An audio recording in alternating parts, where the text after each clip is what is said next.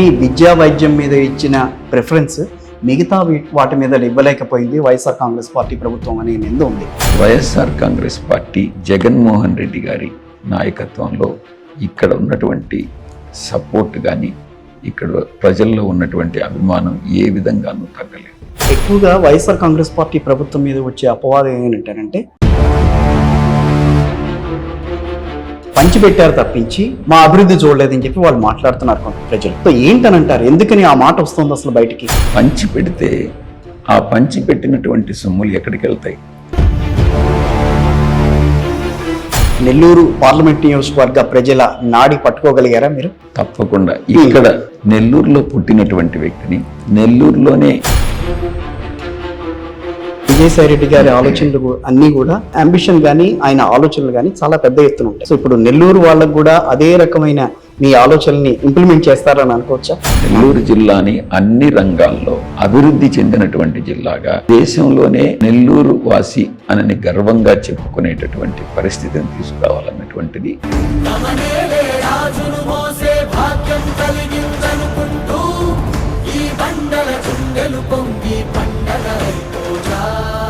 ఈ నేపథ్యంలో గతంలో జరిగిన దానికంటే భిన్నంగా మీరేం తీసుకురాగలరు? ఇక్కడ యువతకి ప్రతి 6 నెలలకు ఒకసారి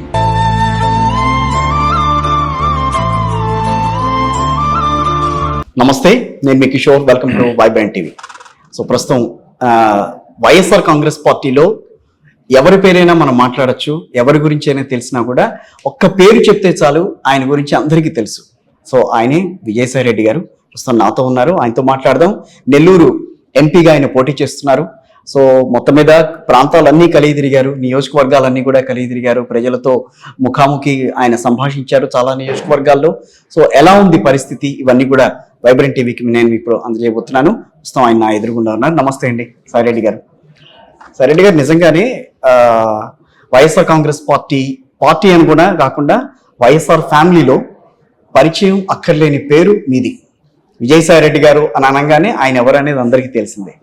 ఇప్పటి వరకు ప్రత్యక్ష రాజకీయాల్లో లేరు, కానీ ఈ రోజున ప్రత్యక్ష రాజకీయాల్లో ప్రజలతో మమైకమవుతూ తిరుగుతున్నారు. ఏ రకమైన రెస్పాన్స్ కనిపిస్తోంది మీకు నెల్లూరు నియోజకవర్గంలో? ప్రజల నుంచి వస్తున్నటువంటి స్పందన చూస్తే ముఖ్యంగా పేదలు, బడుగు, బలహీన వర్గాలు ఏ సామాజిక వర్గంలో ఉన్నా, ఏ మతంలో ఉన్నా వారికి మేలు చేసినటువంటి, లబ్ధి చేకూర్చినటువంటి నాయకులు శ్రీ జగన్మోహన్ రెడ్డి గారు.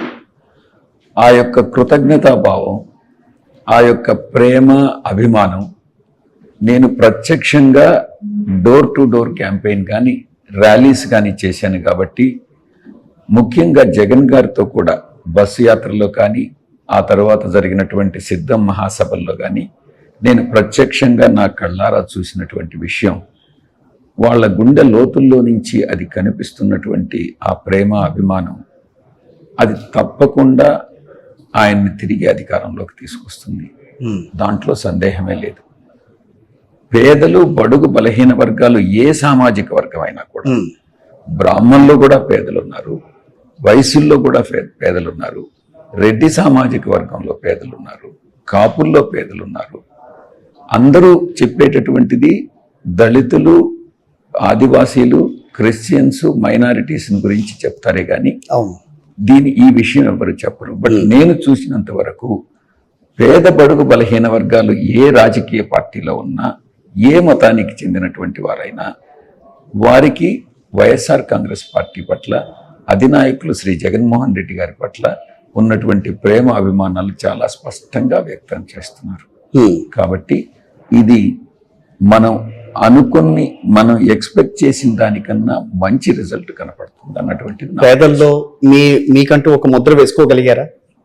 వాళ్ళతో తిరుగుతున్నారు కాబట్టి మా నాయకులు వేసినటువంటి ముద్ర, గతంలో స్వర్గీయ రాజశేఖర రెడ్డి గారు ఏ రకంగా అయితే ప్రజల మనసుల్లో నిలిచిపోయారో అదే విధంగా జగన్మోహన్ రెడ్డి గారు ఈరోజు కొన్ని విమర్శలు కూడా ఉన్నాయి. 2.7 లక్షల కోట్ల రూపాయలు ఈ రకంగా సంక్షేమ పథకాలకు పెట్టారు అన్నటువంటి విమర్శలు.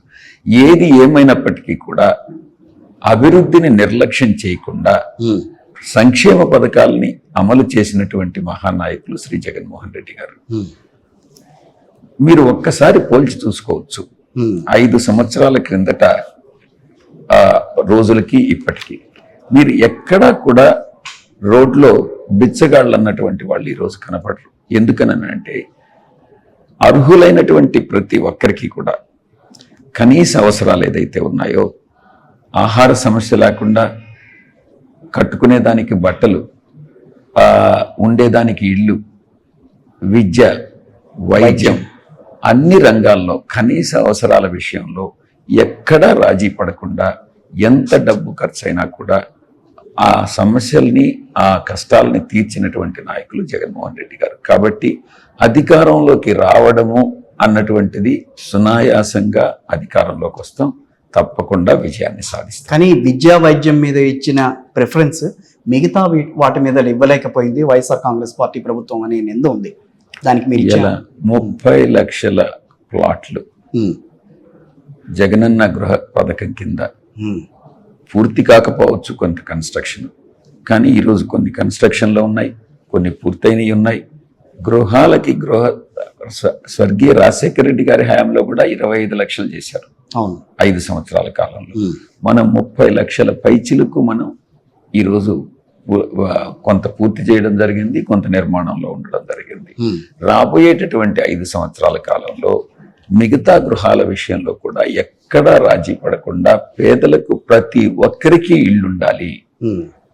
మనిషిగా పుట్టినటువంటి ప్రతి వారికి ఇల్లు లేనటువంటి కుటుంబం అన్నటువంటిది ఉండకూడదు అన్నటువంటి లక్ష్యంతో పనిచేస్తున్నాం.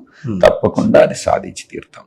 విద్యా వైద్య రంగంలో ప్రతి జిల్లాలో కూడా మెడికల్ కాలేజీ కానీ, హాస్పిటల్ కానీ, గవర్నమెంట్ హాస్పిటల్ మనం నిర్మాణం చేస్తా ఉన్నాం, ప్లాన్ చేస్తున్నాం.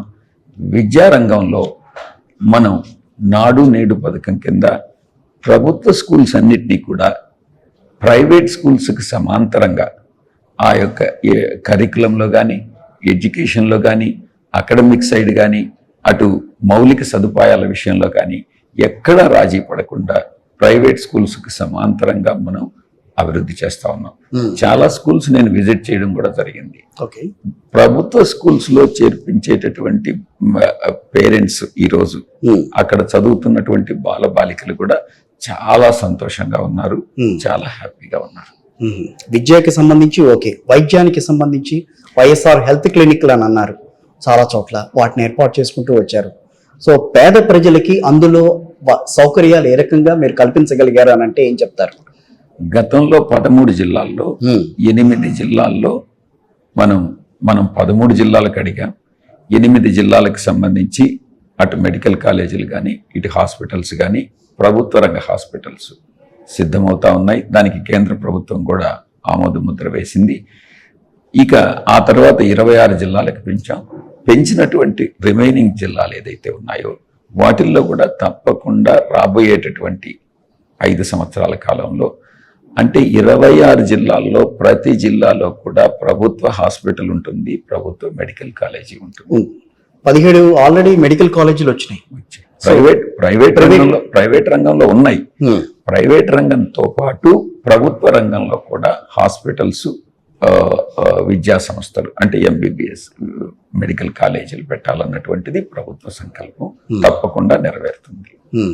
సో ఎప్పుడైతే ప్రభుత్వ రంగంలో మనం హాస్పిటల్స్ పెడతామో పేదవారికి వైద్యం అందించేటటువంటి అవకాశం ఉంటుంది. ఈరోజు ప్రైవేట్ హాస్పిటల్స్ కొంతమంది ఆరోగ్యశ్రీ గురించి కొంత రిజర్వేషన్స్ ఎక్స్పెక్ట్ చేస్తున్నారు. ఏదో కొంత బిల్స్ పెండింగ్ ఉన్నాయన్నటువంటి విషయంలో కొంతమంది వెనక్కి పంపిస్తున్నటువంటి పరిస్థితి. రేపు ప్రభుత్వ రంగంలో హాస్పిటల్స్ అన్ని జిల్లాలకి వచ్చినప్పుడు ప్రైవేట్ రంగ హాస్పిటల్స్ మీద మనం ఆధారపడాల్సినటువంటి అవసరం లేకుండా మనం మొత్తం కూడా ప్రభుత్వ రంగంలోనే వైద్య సదుపాయం కల్పించేటటువంటి అవకాశం ఉంటుంది అని నేను తెలియజేసుకుంటాను. సో ఎక్కువగా వైఎస్ఆర్ కాంగ్రెస్ పార్టీ ప్రభుత్వం మీద వచ్చే అపవాదం ఏంటంటే పంచిపెట్టారు తప్పించి మా అభివృద్ధి చూడలేదని చెప్పి వాళ్ళు మాట్లాడుతున్నారు ప్రజలు. సో ఏంటనంటారు, ఎందుకని ఆ మాట వస్తుంది అసలు బయటికి? అది వాళ్ళ ద్వారా వస్తుందా, లేకపోతే ఎవరైనా ప్రేరేపించి ఆ మాట మాట్లాడిస్తున్నారా? ఇప్పుడు నేను చెప్పినట్టుగా పంచి పెడితే ఆ పంచి పెట్టినటువంటి సొమ్ములు ఎక్కడికి వెళ్తాయి? ప్రజలకు వస్తుంది. ఎకానమీ అన్నప్పుడు ఆ మనీ అన్నటువంటిది సర్క్యులేషన్ లో ఉన్నప్పుడు, సర్క్యులేషన్ లో ఉంటేనే ఒక దగ్గర స్టాగ్నేట్ అయిపోతే అప్పుడు అభివృద్ధి అన్నటువంటిది ఉండదు. అవును. ఎప్పుడైనా ఎకానమీలో మనీ అనేటటువంటిది చలామణిలో ఉండాలి. ఒకరికి ఖర్చు అయితే ఇంకొకరికి ఆదాయం అవుతుంది. ఆ ఆదాయాన్ని మళ్ళీ అది కొంత ఇన్వెస్ట్మెంట్ కింద పోతుంది. సో ఎంతవరకు మౌలిక సదుపాయాల కల్పనకి వెళ్ళింది, ఎంతవరకు మనం మిగతావి రకరకాలైనటువంటి సౌకర్యానికి సంబంధించినటువంటి వస్తువులు కొన్నాం, అప్పుడు కూడా ఈ అవసరాలకు కొన్నప్పటికీ కూడా అది కూడా మళ్ళీ చలామణిలోకి వచ్చినప్పుడు ఇంకొకరికి ఆదాయ వనరులను పెంచుతుంది. కాబట్టి నేను ఒకటే చెప్తా ఉన్నాను, అది మనం సంక్షేమ పథకాలకు పెట్టినప్పటికీ కూడా సంక్షేమ పథకాల విషయంలో మనం పెట్టినటువంటి అమౌంట్ మళ్ళీ తిరిగి మౌలిక సదుపాయాల కల్పనకు వెళ్తుంది. అది కాకుండా నేరుగా క్యాపిటల్ ఎక్స్పెండిచర్ అన్నటువంటిది మనం ఫోకస్ అంతా కూడా ఎయిర్పోర్ట్ కన్స్ట్రక్షన్ కానీ, నౌకాశ్రయాలు కానీ, వివిధ రకమైనటువంటి పరిశ్రమలు రాష్ట్రానికి తీసుకురావడం కానీ, వీటిలన్నిటిలో కూడా నాడు నేడు పథకంలో స్కూల్స్ని అభివృద్ధి చేయడం కానీ, హాస్పిటల్స్ కన్స్ట్రక్ట్ చేయడం కానీ, ఫిషింగ్ హార్బర్స్ పెట్టడం కానీ, గ్రామ సచివాలయాలు కట్టడం కానీ, ఈ రకంగా మనం మౌలిక సదుపాయాల కల్పనలో ఎక్కడా రాజీ లేకుండా మనం క్యాపిటల్ ఎక్స్పెండిచర్ కూడా పెట్టడం జరిగింది. కాబట్టి అభివృద్ధి మీద ఫోకస్ పెట్టలేదు అన్నటువంటిది అవాస్తవం. అది ఒక ఆరోపణ మాత్రమే. దాంట్లో అది చంద్రబాబు నాయుడు రాజకీయంగా లబ్ధి పొందేదానికి ఏదో ఆరోపణలు చేస్తున్నాడే గాని దాంట్లో వాస్తవం అన్నటువంటి. విజయసాయిరెడ్డి గారు, నెల్లూరు పార్లమెంట్ నియోజకవర్గ ప్రజల నాడి పట్టుకోగలిగారా మీరు? తప్పకుండా. ఇక్కడ నెల్లూరులో పుట్టినటువంటి వ్యక్తిని, అవును, నెల్లూరులోనే 1వ క్లాస్ నుంచి 5వ క్లాస్ వరకు మా యొక్క గ్రామంలో తెలుగు మీడియంలో చదువుకున్నాను. తర్వాత 5 నుంచి 10వ క్లాస్ వరకు మొత్తుకూరులో పక్కన చిన్న అదొక జడ్పీ హై స్కూల్, జిల్లా పరిషత్ హై స్కూల్లో చదువుకున్నాను. ఆ తర్వాత గ్రాడ్యుయేషన్, ఇంటర్మీడియట్ కానీ గ్రాడ్యుయేషన్ కానీ విఆర్ కాలేజీలో చదువుకున్నాను. ఆ తర్వాతనే పై చదువులకి ఇదంతా కూడా తెలుగు మీడియంలో స్కూలింగ్ ఎడ్యుకేషన్ అంతా కూడా ఇక్కడ జరిగింది. ఆ తర్వాత పై చదువులకి చెన్నై వెళ్ళడం, సిఏ చదివేదానికి చెన్నై వెళ్ళడం జరిగింది.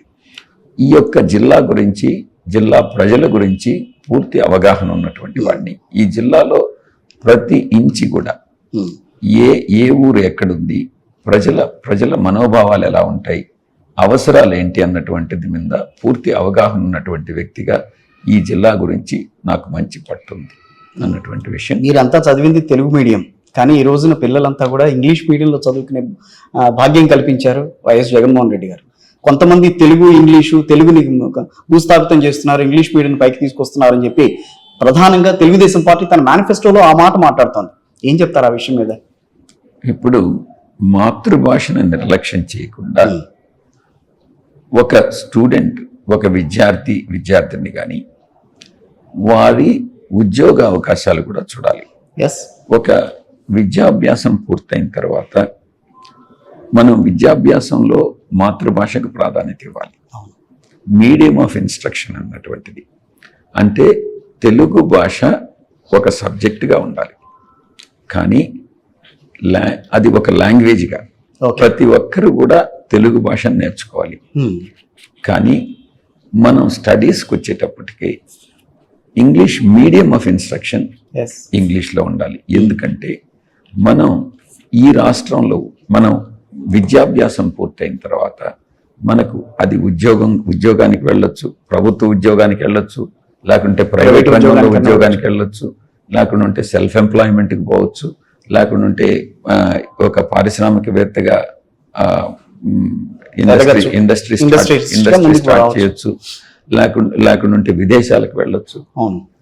సో ఇలా జరగాలి అని అంటే మనం ఒక రాష్ట్రానికి పరిమితం కాకుండా మిగతా రాష్ట్రాలకు కానీ లేకుంటే విదేశాలకు కానీ మనం రాణించాలి అని అంటే మీడియం ఆఫ్ ఇన్స్ట్రక్షన్ ఇంగ్లీష్ అనేది ఉండాలి. కాబట్టి జగన్మోహన్ రెడ్డి గారు చేసినటువంటి నిర్ణయం చాలా సమంజసం.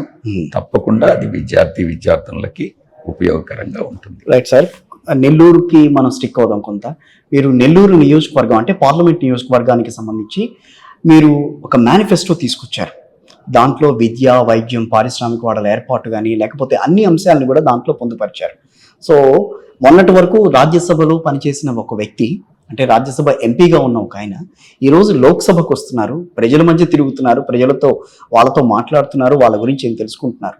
సో ఇవన్నీ కూడా మీ మేనిఫెస్టోలో పొందుపరచగలిగారా? వాళ్ళ అభిప్రాయాలను కూడా పొందుపరచగలిగారా?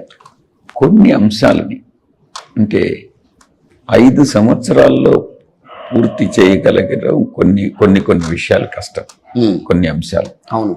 ఇప్పుడు ఉదాహరణకి సోమశిల హై లెవెల్ కెనాల్ 1,00,000 హెక్టార్ల భూమిని సాగులోకి తీసుకురావాలి, నీటిపారుదల కల్పించాలి, 2.5 లక్షల మందికి తాగునీరు కల్పించాలి, గ్రామాలకి తాగునీరు కల్పించాలి అన్నటువంటి విషయాన్ని ప్రాధాన్యత ఇచ్చాం.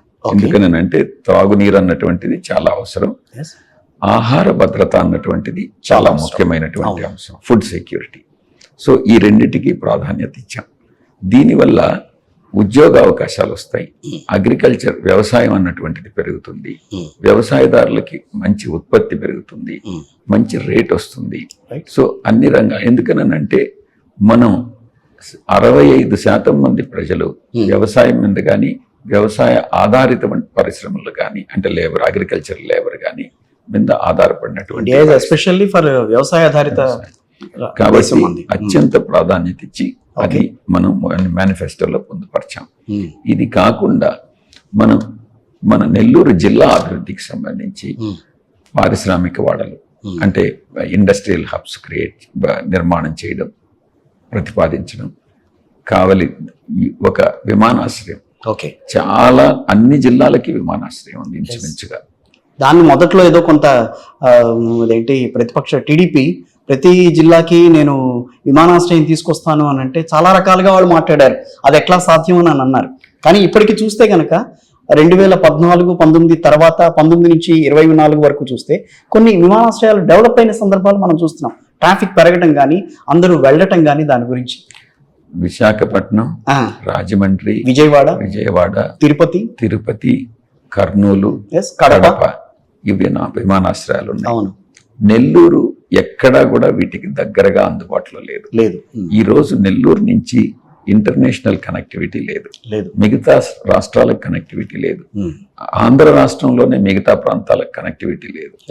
నెల్లూరులో విమానాశ్రయం ఒక్క ప్యాసింజర్ ట్రాఫిక్ మీదనే ఆధారపడకుండా కార్గో మీద కూడా ఆధారపడి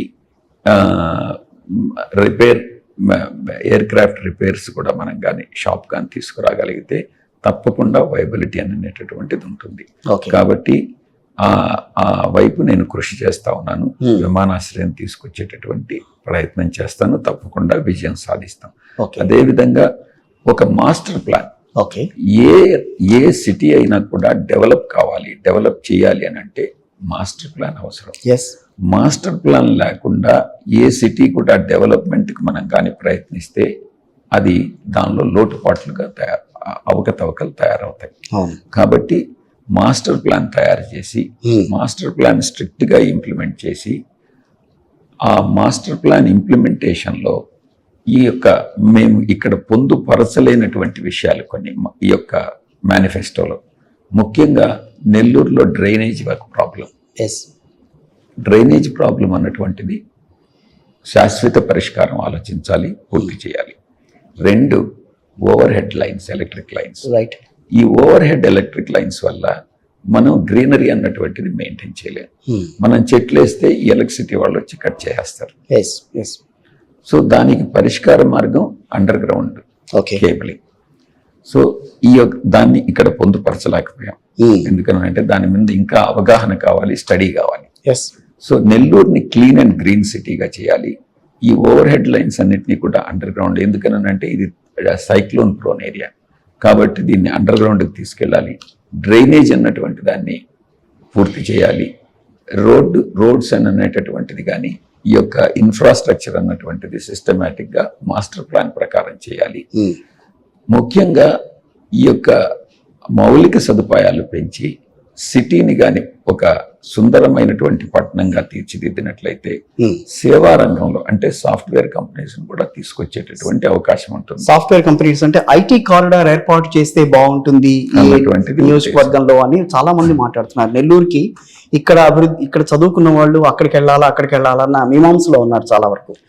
దానికి మనం సిటీ అన్నటువంటిది ఒక కాస్మోపాలిటన్ కల్చర్ తీసుకురావాలి సిటీకి. ఎస్, సాఫ్ట్వేర్ కానీ ఐటీ రంగం కానీ రావాలని అంటే హైదరాబాద్కి ఎందుకు వచ్చింది, బెంగళూరుకి ఎందుకు వచ్చింది, ఓకే, అవన్నీ కూడా చెన్నైకి ఎందుకు వెళ్ళాయి? ఒక కాస్మోపాలిటన్ ఫ్లేవర్ వచ్చింది, కల్చర్ తీసుకురావాల్సి వచ్చింది. కాబట్టి నెల్లూరులో కూడా కాస్మోపాలిటన్ కల్చర్ తీసుకొచ్చి అంటే మన యొక్క సాంప్రదాయాలని మనం అలాగే పరిరక్షిస్తూనే వివిధ భిన్న జాతులు భిన్న సంస్కృతులు ఒక దగ్గరికి కానీ వస్తే ఆ యొక్క రాజధాని కానీ ఆ యొక్క పట్టణం కానీ పెరిగేటటువంటి అవకాశం ఉంటుంది, అభివృద్ధి చెందేదానికి అవకాశం ఉంటుంది. ఇప్పుడు కూడా ఏ ఒక సామాజిక వర్గానికో ఏ ఒక్క రిలీజియన్కో పరిమితమైనటువంటి పట్టణాలు కూడా ఎక్కువ అభివృద్ధికి నోచుకో. అవును.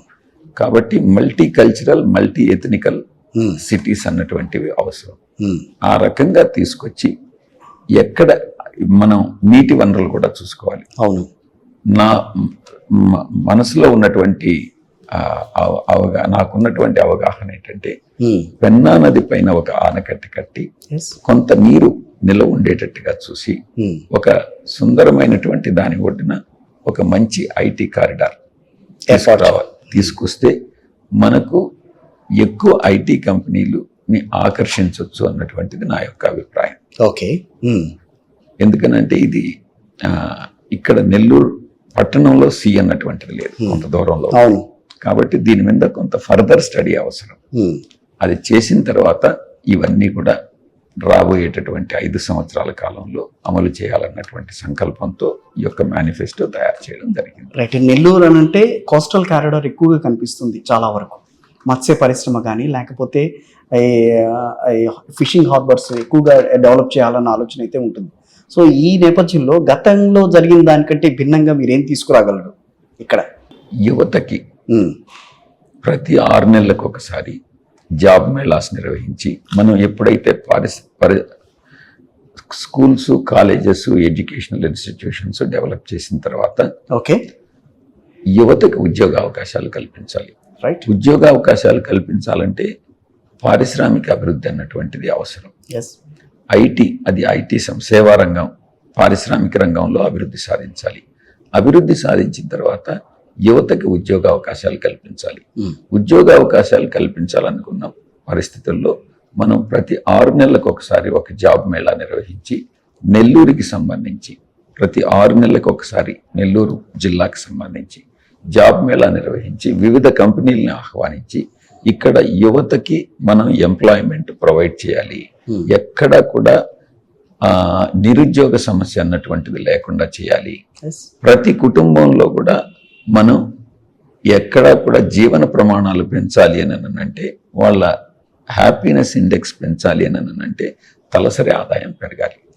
దానికోసం కృషి చేస్తామన్నటువంటి భరోసాతో మేము భరోసా ఇస్తున్నాం, ముందుకెళ్తున్నాం. సో రామతీర్థం లాంటి కొన్ని ప్లేసెస్ ఉన్నాయి. సో లక్షలాది మంది ఆ ప్లేస్కి వస్తూ ఉంటారు. సో టూరిజంగా మొత్తం దీన్ని డెవలప్ చేయాలనంటే మీ మేనిఫెస్టోలో దానికి సంబంధించి ఏమైనా రూపకల్పన ఉందా? టూరిజం నెల్లూరు జిల్లాని నేను ఇప్పటి వరకు కూడా గతంలో commerce committee chairman, standing committee చైర్మన్గా పనిచేశాను.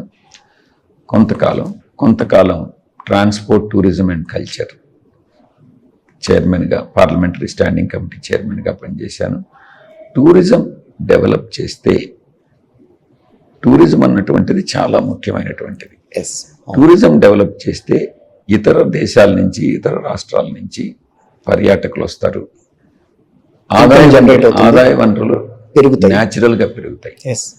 ఆ పెరిగిన దాన్ని మనం సిటీ కూడా డెవలప్మెంట్ మౌలిక సదుపాయాలు కల్పిస్తే హోటల్స్ వస్తాయి, ఇంకా రకరకాల ఎంటర్టైన్మెంట్కి కానీ అవన్నీ కూడా మనం డెవలప్ చేసుకునేటటువంటి అవకాశం ఉంటుంది.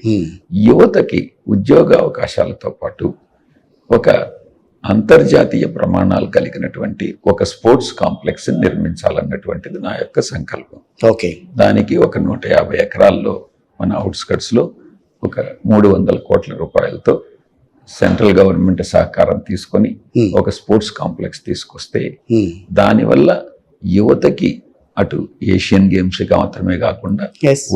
ఒలింపిక్ గేమ్స్లో కూడా ఆంధ్రప్రదేశ్కి చెందినటువంటి యువతకి ప్రాధాన్యత ఇచ్చి వాళ్ళని ఆ స్పోర్ట్స్ కాంపిటేటివ్ స్పోర్ట్స్లో పార్టిసిపేట్ చేయించాలన్నటువంటిది నా యొక్క ఉద్దేశం. సాధారణంగా విజయసాయి రెడ్డి గారి ఆలోచనలు అన్నీ కూడా చాలా అంటే అంబిషన్ కానీ ఆయన ఆలోచనలు కానీ చాలా పెద్ద ఎత్తున ఉంటాయి.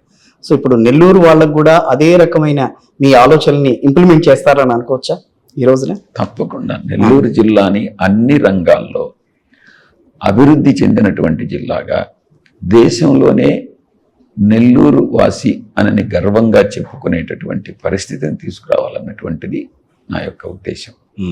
అన్ని రంగాల్లో, ఓకే, పారిశ్రామిక రంగం కానీ, సేవా రంగం కానీ, వ్యవసాయ రంగం కానీ, నెల్లూరు అనేటటువంటిది గొప్పగా చెప్పుకోవాలి ప్రతి Yes. ఒక్కరు కూడా. ఎందుకంటే ఒక హైవే వెళ్తోంది, ఇక్కడ నుంచి చెన్నై వరకు హైవే వెళ్తోంది.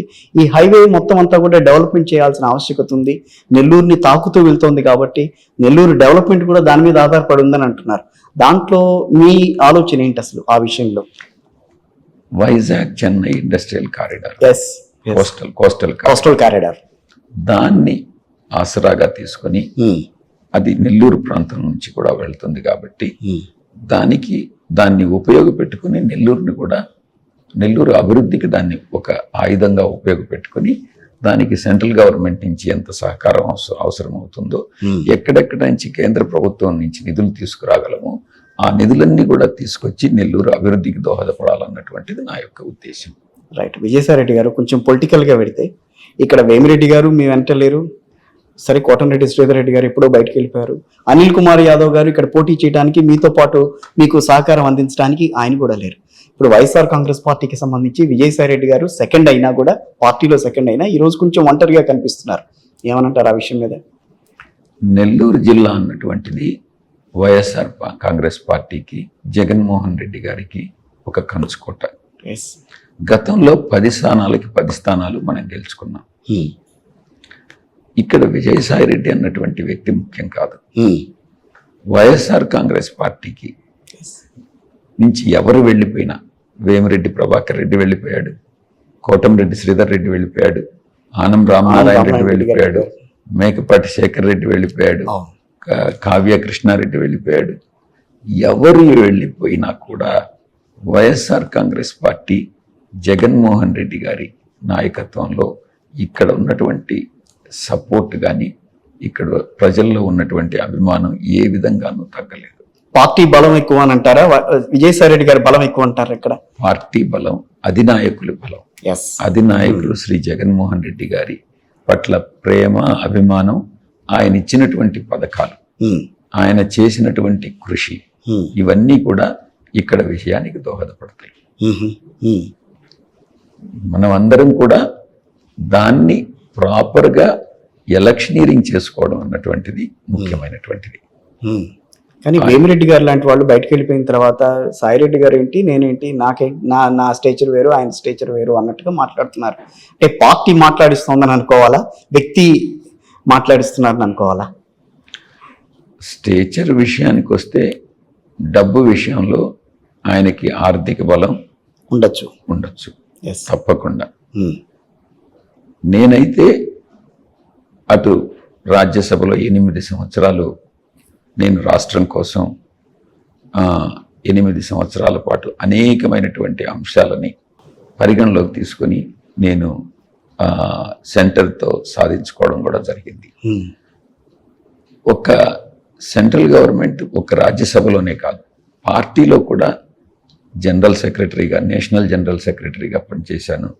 రాష్ట్ర వ్యాప్తంగా ఆంధ్ర రాష్ట్రం అంతా ఏదో ఒక సమయంలో ప్రతి ఒక్క రీజియన్కి రీజనల్ కోఆర్డినేటర్గా పనిచేయడం జరిగింది. రైట్, అవును. కాబట్టి పార్టీ పట్ల పూర్తి అవగాహన ఉన్నటువంటి వ్యక్తిగా పార్టీలో ఉన్నటువంటి నాయకులందరితోనూ సఖ్యత, వాళ్ళ క్షేత్రస్థాయిలో కార్యకర్తలతో కూడా ఉన్నటువంటి సంబంధాల దృష్ట్యా నేను నాకు పార్టీలో కానీ, అటు ప్రభుత్వంలో కానీ జగన్మోహన్ రెడ్డి గారి హృదయంలో కానీ నాకంటూ ఒక స్థానం ఉందని నేను భావిస్తా ఉన్నాను. కాబట్టి ఆర్థికంగా నేను వేమిరెడ్డి ప్రభాకర్ రెడ్డి గారితో పోటీ పడలేకపోవచ్చు, కానీ మిగతా విషయాల్లో ప్రజల మనసులో విజయసాయి రెడ్డి గారు ఉన్నారని చెప్పగలరు. తప్పకుండా నెల్లూరుకి నేను 100% న్యాయం చేయగలను అన్నటువంటి ధీమా నాకైతే ఉంది. అంటే ఇక్కడ లోకల్ నాన్ లోకల్ అన్న ప్రస్తావన తెచ్చినా కూడా విజయసాయి రెడ్డి గారు లోకల్ ఇక్కడ. నేను లోకల్. ఇప్పుడు రేపు పార్లమెంట్కి వెళ్ళినా కూడా ఎక్కడున్నా కూడా విజయసాయి రెడ్డి గారు ఇక్కడ అవైలబుల్ ఉంటున్నారు. ఇప్పుడు మీరు రాజ్యసభకి మీరు అన్నేళ్లు మీరు ఉన్నా కూడా నెల్లూరు పార్లమెంట్ నియోజకవర్గానికి సంబంధించి చాలా అంశాలు మీరు లేవనెత్తారు అక్కడ. గతంలో నేను ఎక్కడ ఇన్ఛార్జిగా పనిచేస్తే అవును అక్కడ ఇన్ఛార్జిగా నేను గోదావరి జిల్లాలకు ఇన్ఛార్జిగా పనిచేశాను, ఉత్తరాంధ్రకి ఇన్ఛార్జిగా పనిచేశాను. ఇక్కడ మా కృష్ణా జిల్లా నుంచి యువతల, కృష్ణా నది నుంచి యువతల తిరుపతి వరకు రీజనల్ కోఆర్డినేటర్గా ఉన్నాను. గతంలో రాయలసీమకు పనిచేశాను. సో నేను ఎక్కడ పనిచేస్తే అక్కడ టైం స్పెండ్ చేశాను, సమయం వెచ్చించాను పార్టీ కోసం. ఆ తర్వాత ఢిల్లీలో కార్యకలాపాలన్నింటినీ కూడా నిర్వహించాను. పార్టీ కార్యకలాపాలని కేంద్ర కార్యాలయంలో కూర్చొని నిర్వహించడం జరిగింది. 2019 ఎన్నికలన్నీ కూడా నేను స్వయంగా సీఎం గారికి నేను సహాయకారిగా 2019 ఎన్నికలన్నీ కూడా నేనే నిర్వహించడం జరిగింది. కాబట్టి నాకు సమయం వెచ్చించడం అన్నటువంటిది ఇప్పుడు నెల్లూరు పార్లమెంట్ అన్నటువంటిది అదనంగా వస్తుంది. నెల్లూరు పార్లమెంట్ లో కొంత సమయం కేటాయిస్తూ సీఎం గారు ఎక్కడ కూర్చుంటే విశాఖపట్నంలో కూర్చుంటే విశాఖపట్నం, విజయవాడలో ఉంటే విజయవాడ కార్యాలయంలో కానీ, అటు ఢిల్లీలో కానీ ఇప్పుడు నాకు 3 దగ్గరలో కూర్చునేటటువంటి అవసరం ఏర్పడుతుంది. ఢిల్లీ, సీఎం గారు ఎక్కడుంటే అక్కడ, నెల్లూరు. సో కాబట్టి ఈ విషయంలో పెద్ద తేడా ఉండదు, పెద్ద కష్టము ఉండదని నేను నెల్లూరు మీద చిన్న చూపు చూస్తారన్న అదేదైతే లేదు దీంట్లో. ఇక్కడ సార్ ఫైనల్గా ఇంకొకటి అడుగుతాను. మీ ట్విట్టర్ ఎందుకో కొంచెం ఈ మధ్య కాలంలో కొంచెం మోగబోయిందని అనిపించింది. ఏమనంటారు? ట్విట్టర్ ద్వారా మీరు ఇచ్చే సందేశాలు ప్రతిపక్ష అధినేత చంద్రబాబు నాయుడు గారి మీద మీరు వేసే వాగ్బాణాలు అందరినీ ఆకట్టుకునేవి. ఎందుకు ఈ మధ్య కనిపించట్లేదు? ట్విట్టర్లో ఎక్కువ ఆర్థిక అంశాలకు సంబంధించి, అభివృద్ధికి సంబంధించి కొంచెం రాజకీయాలను తగ్గించి డెవలప్మెంట్ ఓరియంటెడ్గా అటు దేశ విదేశాంగ సమస్యల్ని, దేశ సమస్యల్ని, విదేశాలతో మన దేశానికి విదేశాలకు ఉన్నటువంటి సంబంధాలని ఎక్కువ గురించి ట్విట్టర్లో నేను ఇప్పుడు డీల్ చేయడం జరుగుతూ ఉంది. అంటే ఇది వరకు ఆయన విజయసాయి రెడ్డి గారు ట్విట్టర్లోనే మాట్లాడతారు, కెమెరా ముందు మాట్లాడాలని అని అంటూ ఉండేవాళ్ళు. కానీ ఇప్పుడు అక్కడ కూడా మాట్లాడలేదు. కానీ ఇప్పుడు కెమెరాల ముందుకు వస్తున్నారు అనుకోండి. ఇది ఎందుకనంటే రాజకీయం అన్నటువంటిది ఎలక్షన్స్ వరకే. ఎలక్షన్స్ అయిపోయిన తర్వాత పూర్తి ఫోకస్ అన్నటువంటిది ప్రజల శ్రేయస్సు, రాష్ట్ర అభివృద్ధి, ఈ రెంటి మీద మనం కేంద్రీకృతం చేయాలి. ఆ దృష్టితో ఇప్పుడు బహుశా కొంత పొలిటికల్గా నేను ట్వీట్స్ పెడుతున్నాను. ఎన్నికలు అయిన తర్వాత ఒక అభివృద్ధి మీదనే నేను ఫోకస్ పెడతాను. జాతీయ అంతర్జాతీయ విషయాలపైన, డెవలప్మెంట్ మీద, రాష్ట్రాభివృద్ధి, దేశాభివృద్ధి మీద ఎక్కువ ఫోకస్ పెడతానని నేను విన్నవించుకుంటున్నాను. Right, thank you very much sir. Thank you very much. మీరు చాలా ప్రచారంలో తిరుగుతున్నా కూడా వైబ్రెంట్ టీవీకి కొంత టైం అడగంగానే ఇచ్చినందుకు థ్యాంక్ యూ వెరీ మచ్. అదేవిధంగా I wish all the best sir. గొంతు బాగుండకపోయినా మాట్లాడారు చాలాసేపు. థ్యాంక్ యూ అండి.